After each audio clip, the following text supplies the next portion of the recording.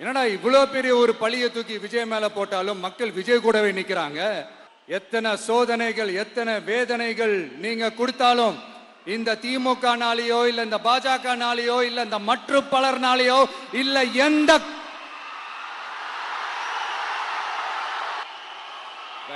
வேற யாராலையும் என்ன மக்கள் கிட்ட இருந்து பிரிக்க முடியாதுன்னு சொல்ல வந்த. அதைத்தான் சொல்ல வந்த. எவ்வளவு அவதூறுகள். இந்த கரூர் விஷயத்தை பத்தி ஊருக்கே தெரியும். ஆனா போடு, விஜய் மேல பழிய போடு. என்னடா இவ்வளவு பெரிய ஒரு பழிய தூக்கி விஜய் மேல போட்டாலும் மக்கள் விஜய் கூடவே நிக்கிறாங்க. இது என்னடா அதிசயமா இருக்குது அப்படின்ட்டு அது ட்ரை பண்ணி பார்த்தாங்க. அது மக்கள் கிட்ட எடுபடல. சரி, அடுத்து வேற என்ன பண்ணலாம்? முடக்கு. ஜனநாயகனா முடக்கு.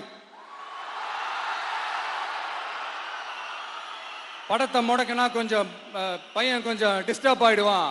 அதனால படத்தை முடக்கி. இது யாரு முடக்கினாங்கன்றது உங்களுக்கே தெரியும். அது நான் சொல்ல வேண்டிய அவசியம் உங்களுக்கு இல்லை.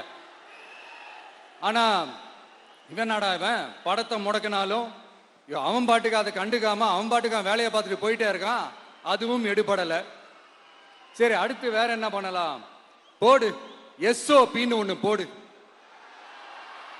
விஜய்க்கு மட்டும் தனியா ரூல்ஸ், தனியா ரெகுலேஷன்ஸ், தனியா கண்டிஷன்ஸ். அவனுக்கு மட்டும் போடு. மற்ற கட்சிகள்லாம் விடு. விஜய்க்கு மட்டும் தனி கண்டிஷன்ஸ் போடு. அவன் வெளியவே வரக்கூடாது, மக்களை சந்திக்கவே கூடாது. என்னாச்சு? அதுவும் எடுபடல. சரி, அடுத்து வேற என்ன பண்ணலாம்?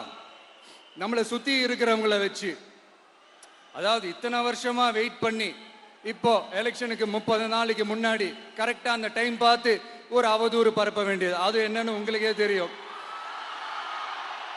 அதுவும் மக்கள் கிட்ட எடுபடல.